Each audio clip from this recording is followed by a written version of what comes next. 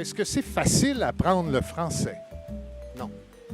Qu'est-ce qui est le plus difficile quand on essaie d'apprendre le français? Les exceptions. Est-ce que tu peux me donner un exemple d'exception? Moi, je suis une exception.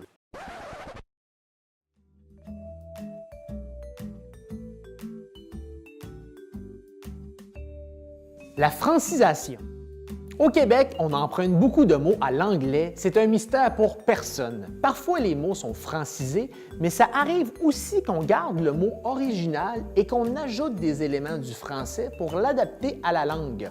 Quand on ajoute un préfixe, ça signifie qu'on ajoute un élément avant le mot, alors que le suffixe, on l'appose après le mot d'origine.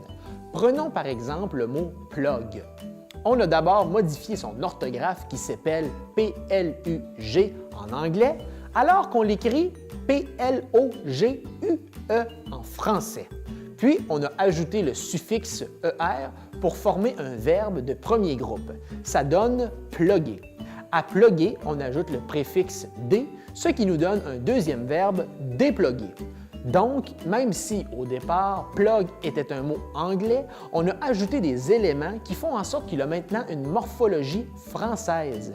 Donc, non seulement le verbe qui provient du nom d'origine anglaise a une terminaison française, mais l'orthographe correspond aussi au français. Si c'est pas de l'adaptation à la langue, ça. Il existe aussi des mots que l'on dit hybrides. Un mot hybride, vous l'aurez deviné, est un mot qui a des constituants qui proviennent à la fois d'une langue étrangère et de notre langue.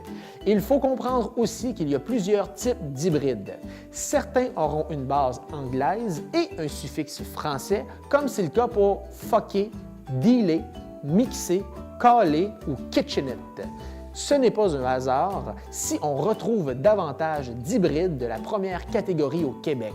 Comme notre situation linguistique fait en sorte qu'on est entouré d'anglophones, on a tendance à adapter les mots anglais au français parce que l'anglais est perçu comme une menace. La preuve que les mots à base anglophone adaptés au français s'assimilent bien à la langue, c'est que le mot « liker » est apparu dans le Petit Larousse et le Petit Robert en mai 2018.